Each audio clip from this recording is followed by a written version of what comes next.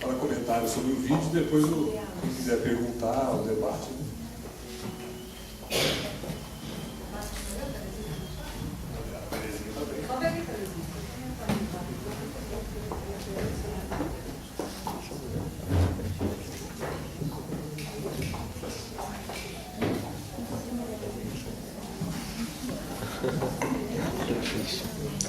Você fica no microfone? Hã?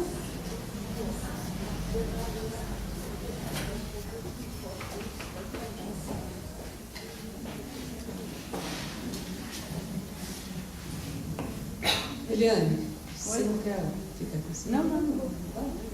Daqui a pouco eu vou fazer uma abordagem aqui, mas tá bom. Então tá bom. Você quer começar fazendo abordagem, que ninguém se manifestou por enquanto? Na começa. Então, pessoal, bom dia. Semana passada nós assistimos uma oficina em Belo Horizonte, um vídeo muito parecido com esse. Né? Nós temos vários vídeos desses. Né? E esses vídeos vêm incomodar demais. Nós choramos ao assistir, a gente se emociona ao assistir. É isso? Não tem quem não emociona ao assistir um vídeo desse. Né? O da semana passada foi o pessoal de Juiz de Fora, eles colocam o veneno e a morte no Vale do Paraíba. Né? E eles, as famílias colocando como eles adoeceram pelo trabalho e quantos morreram pelo trabalho. Né? E hoje nós temos aqui a questão da migração, né? Porque o foco é a migração e as condições de trabalho dessas pessoas. Isso é um parêntese do problema, né? Que aí a gente tem que perceber e fazer reflexão de quão complexo é o mundo do trabalho e de quem é essa culpa. Eu acho que a gente tem que parar de procurar culpado, porque se a gente começar a pensar, a Beth diz o seguinte: a chance da gente pegar a mala e desistir é fácil. Né?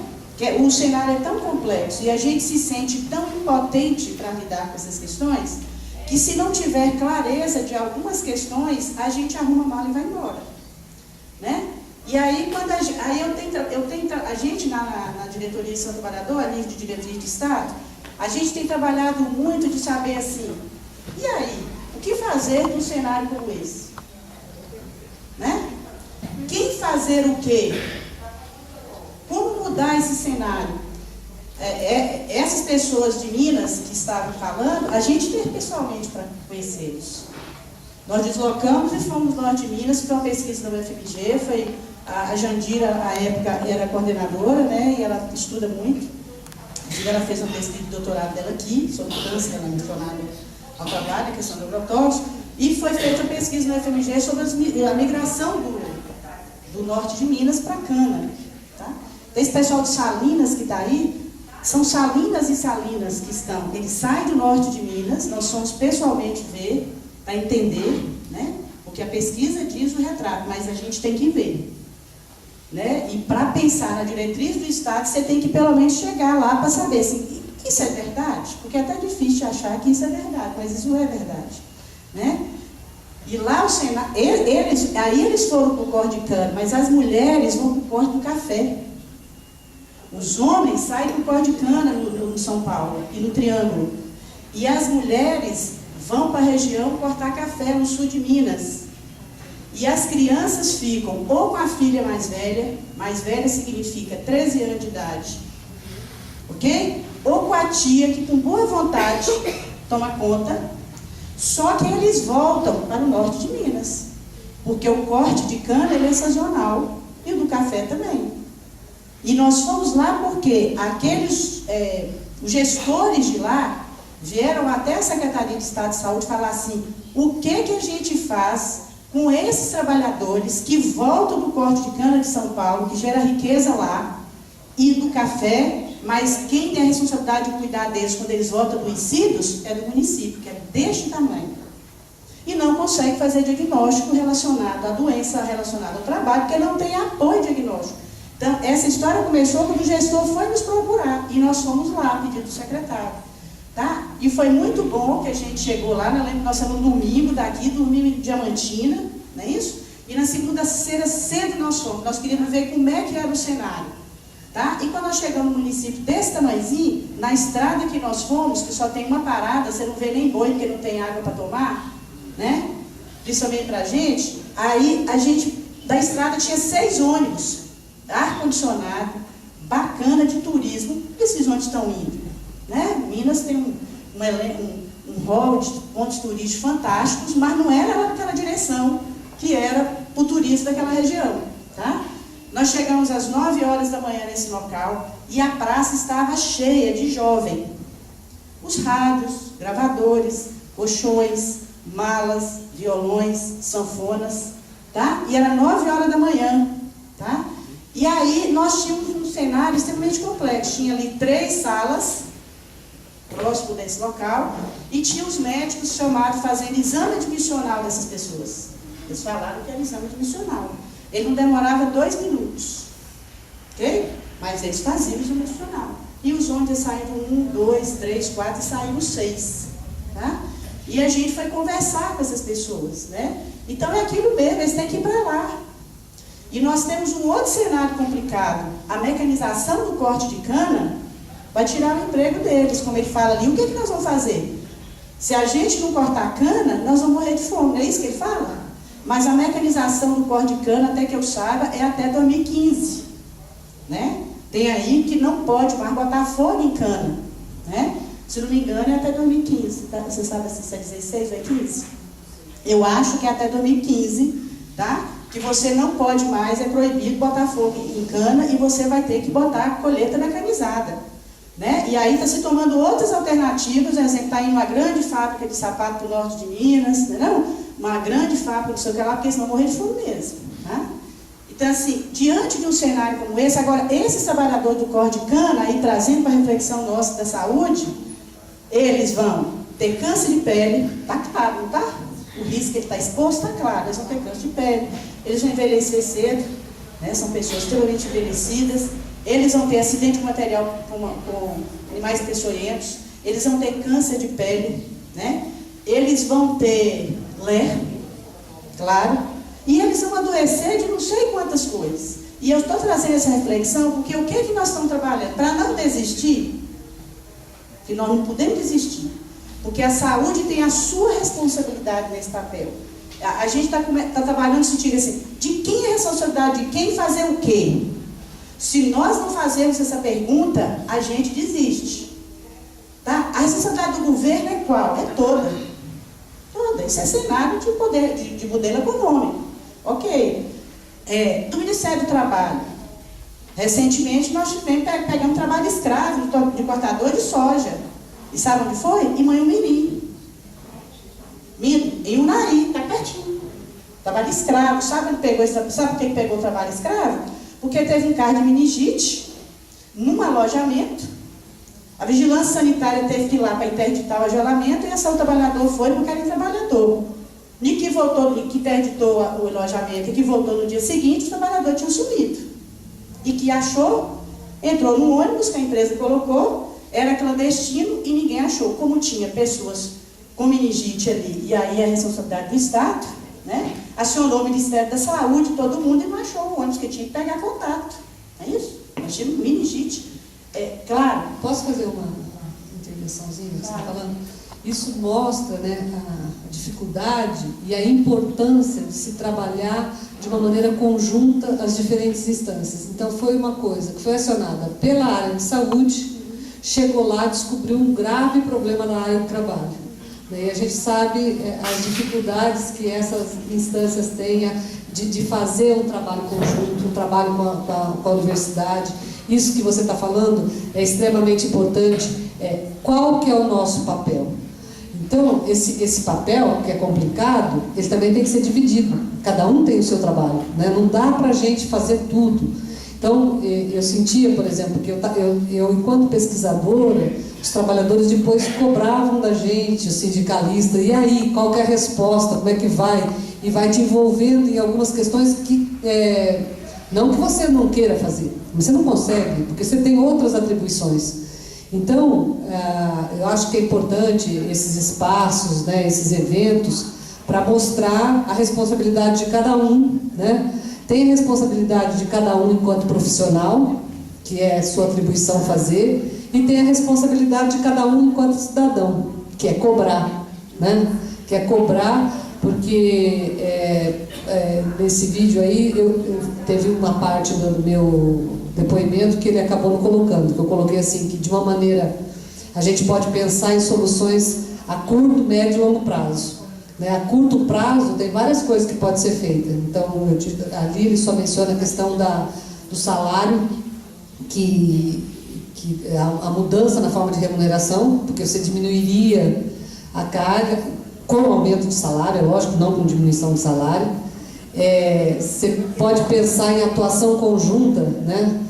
O papel da universidade de fomentar pesquisas nessa área, o Ministério Público do Trabalho, o Ministério do Trabalho, o Ministério da Saúde, né? Os fiscais fazer a sua parte, os sindicatos, né? Fazer a sua parte de cobrar, né?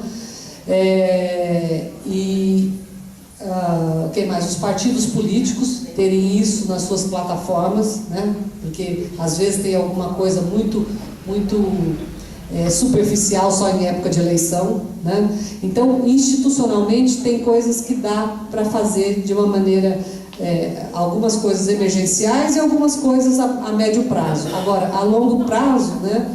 A médio e longo prazo, não tem como a gente não pensar numa reforma agrária, né? Nessa coisa de enfrentar esse problema fundiário no país, porque é o que ele fala, se você mecaniza aqui, como que fica, né? Eu fico sem emprego e o local da onde eu sou de origem não me dá questão, porque muitos desses trabalhadores, eles trabalham nessas condições para conseguir garantir a sua condição de pequeno produtor lá no Piauí, lá no Maranhão, né? Porque eles pegam essa renda, né, o que eles recebem de salário, para investir na sua propriedade. Então, se houver uma política maior, né, de desenvolvimento regional, etc., né, você pode amenizar isso, né?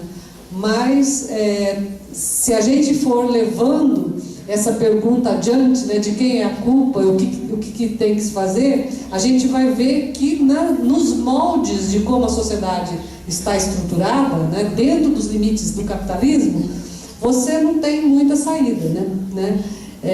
Porque também a gente não deve pensar que acabou a história, né? Que a gente não possa fazer uma sociedade que seja diferente dessa, né? Isso é uma coisa a ser pensada e que não é para desanimar, né? Mas qualquer um que queira ver algum tipo de mudança tem que pensar que o trabalho que está fazendo agora, né, é importante, mesmo que você não vá ver mudanças, né? Porque mudanças são coisas que a gente consegue a muito longo prazo, né? Mas que é importante.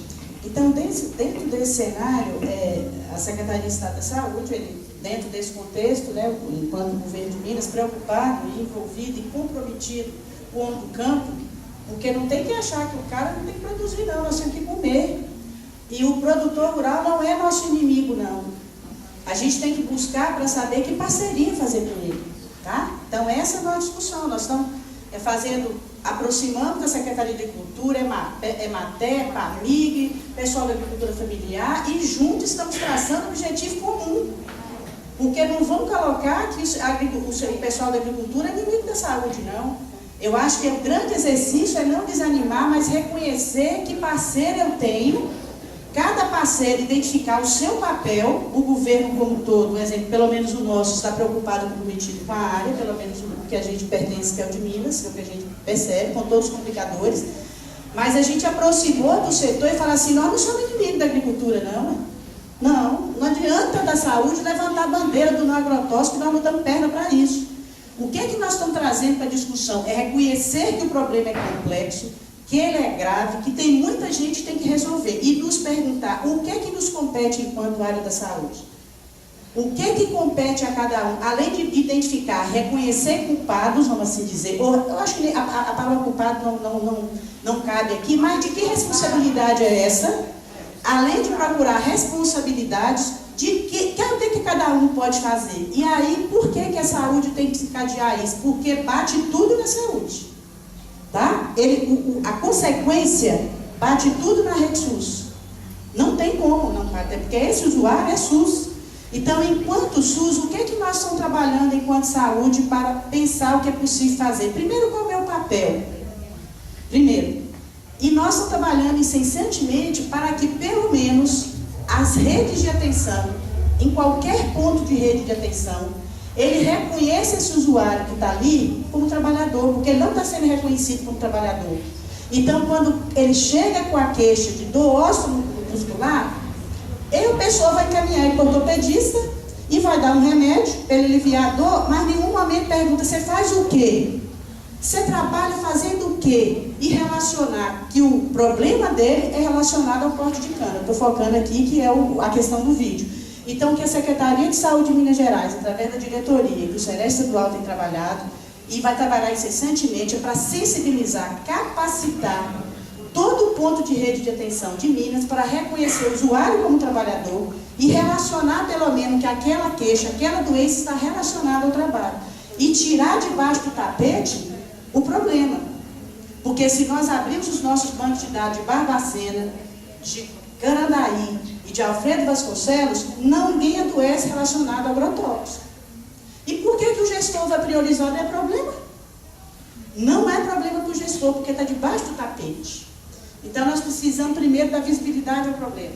Eu só posso dar visibilidade ao problema se eu estiver falando que as pessoas estão morrendo e adoecendo pelo trabalho.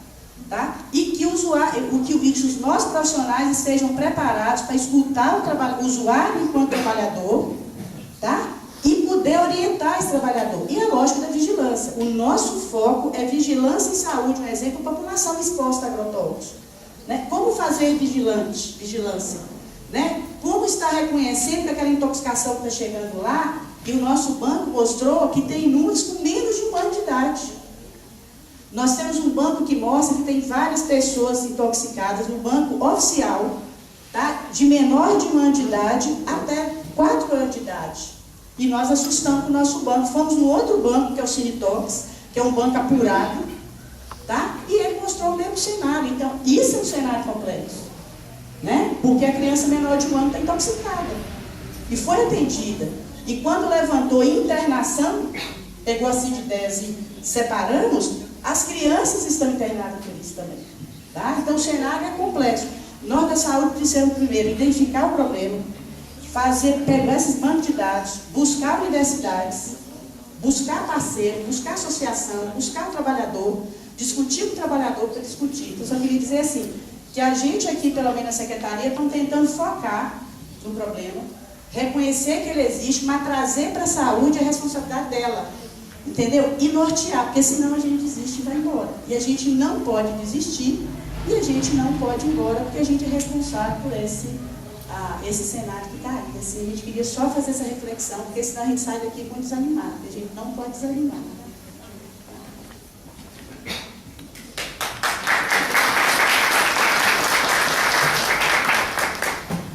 Mais alguém quer fazer pergunta, comentário? Acho que alguém escreveu primeiro, depois eu falo. Você tem relógio? Faltando 30 segundos, Leonardo, do Ministério da Trabalho.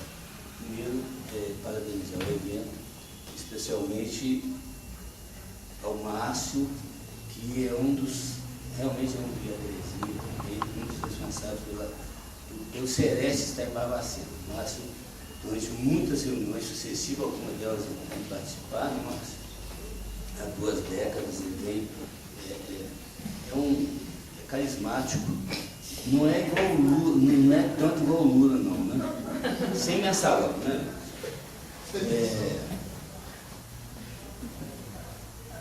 Veja bem, nesses 37 anos do Ministério do Trabalho, o ministro Pazianotto falou uma coisa muito, muito importante, que tem que envolver o governo, os trabalhadores e a sociedade. Sem isso não adianta, a gente não consegue resolver o problema. Agora, de fato, o governo tem feito muita coisa e hoje tudo é tripartite, mas tripartite são as normas. Vamos fazer norma disso, norma daquilo.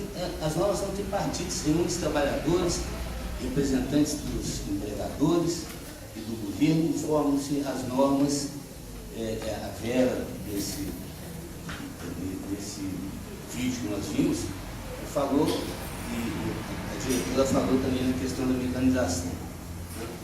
Sim, mas e aí? Vai acontecer o que aconteceu no sistema financeiro, que a informática entrou e perdeu os 300 mil postos de trabalho. Fechou os bingos, tá? Tem um outro problema, perdeu 80 mil postos de trabalho.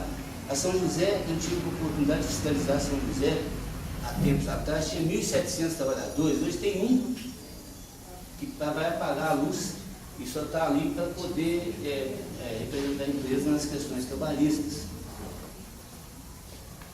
Tinha 400 teares, tinha acidentes com os teares? Tinha. Aí veio os sudacomas, que substituíam cada um tear, substituía 30 trabalhadores. Então, só essa questão não resolve.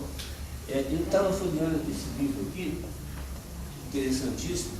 A autora esqueceu, na página 60 e pouco, sobre a flexibilização da jornada. Domenico Messi, um sociólogo italiano, ela não leu, não deve ter lido, porque ela não incluiu na biografia ali, 6 horas. A enfermagem está aí com um problema que não passa, 6 horas de trabalho. E ele fala do ócio criativo, que é um problema, vamos dizer assim, uma palavra pesada, de ignorância, ou seja, falta de cultura da população mesmo, do trabalhador. O trabalhador não tem, nossos trabalhadores têm milhares de trabalhadores aí que há pouco tempo atrás estava se contratando lá para Recife, que é a região muito bacana, estava se contratando concurso para datiloscopista. Por quê? Para o Banco do Brasil liberar dinheiro para pequenos produtores, tem que ser na impressão digital. Enfim, a falta de cultura do nosso pessoal, isso é muito complexo, igual a senhora falou. Né? Eu gostei de uma coisa que a senhora falou, que me fez me lembrar um fato. O que está debaixo do tapete, que não está aparecendo. Eu era professor da Faculdade de Medicina, Saúde Ocupacional. Aí, mas tem 2 anos que funciona um setor da Fundacentro, lá no Vilela, de saúde do trabalhador, mas como eu, como professor, não sei disso? Aí eu pedi os alunos para fazer um trabalho. Eles escolheram lá 50 trabalhadores, a ficha de 50 trabalhadores, apresentaram um trabalho belíssimo. Falei, gente, e cadê acetilcolinesterase? Não, ninguém fez. Não tinha uma acetilcolinesterase para pesquisar agrotóxico. Então, o assunto é complexo, realmente tem que envolver a sociedade, tem que envolver o governo. Agora, eu acho que tem muito cacique para pouco índio. Tem muita gente que pegou na massa, mas que está atrás da mesa, nos computadores, só examinando planilhas, planejando metas, e tem pouca gente trabalhando. Márcio, dia 5 foi publicado minha aposentadoria depois de 37 anos. Então, Barbacena hoje não tem nenhum auditor fiscal do trabalho mais. Não, mas você vai vir com nós agora para chegar a aposentadoria. Então, acho que chegou. Trabalho voluntário agora, né? Obrigado por...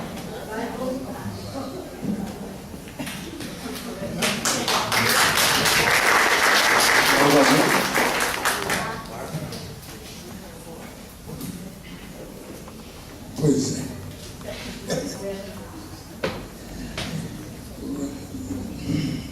Há 12 anos a gente está lutando para melhorar o atendimento do Ministério do Trabalho. Aqui já só tinha um, agora já não tem mais nenhum. É uma coisa que a professora deixou de falar, que não há interesse dos governos ao longo do tempo, e isso vem acontecendo. O sucateamento do Ministério do Trabalho, que é uma ferramenta nossa, parceiro nosso, o sucateamento do Ministério do Trabalho. Ou seja, quando a gente fala, quando a senhora cita a questão dos partidos políticos, até dou risada. Por quê? Sabe por quê? Tem lá em todos os estatutos, você pode pegar todos os estatutos dos partidos políticos, em todo período de campanha eles têm lá nas suas plataformas a questão da educação, do meio ambiente, da mulher agora estão no foco, mulher lá, né? Mas os escravocratas da atualidade, os exploradores dos trabalhadores são senadores, deputados federais, né, ministros, já sabe disso. E não há interesse nenhum desse grupo que está lá mandando desde a colonização que o Ministério do Trabalho atue como necessita atuar. Que a saúde, o foco, saúde do trabalhador, tenha uma atuação conforme tem que ter. Porque a hora que Lícia, famosa Lícia, essa menina aí, eu vou falar o que eu presenciei aqui. Nós, né, Terezinha? Essa estava em Carandaí, exemplo. Nós estávamos em Carandaí, fazendo um trabalho com os agricultores, um projeto, usamos a isca da doação do equipamento de proteção para dar continuidade ao trabalho. Ela foi recebeu por telefone, você está aposentado. Essa aqui. Nossa amiga, madrinha, que nos ajudou a construir o Fórum Permanente de Saúde do Trabalhador, FOPEREST, que dele trouxe o Celeste para cá, uma articulação que está sendo falada aqui, junto, associação de bairro, as comunidades rurais, sindicatos, entendeu? Foi essa articulação que nós construímos e trouxe o Celeste para cá. Nossa madrinha, Maria Isabel da Cal, que hoje está lá na Bahia, mandaram um recado para ela, se ela não tinha dó, medo de perder a família. Né? A gente estava, eu não regulo muito bem na cabeça, acompanhando ela numa fiscalização na região da Lagoa Dourada, onde os grandes que mandam lá são os donos das metalúrgicas, da siderúrgica e da mineração, numa questão do plantio de eucalipto, exploração de trabalho infantil na carvoaria. Então mandaram um recadinho para ela. E aí, como ela não tem medo até hoje, porque não tem, nossa madrinha Maria Isabel da Cal, né, Terezinha? Não tem, eles foram podando as condições de trabalho da nossa professora Isabel da Cal. O carro quebrava, fazia requisição para vir a peça, aquilo não vinha, e aí foi tirar um auditor, essa coisa tudo assim. Não há interesse. E aí, ó, eu vou dizer uma coisa aqui.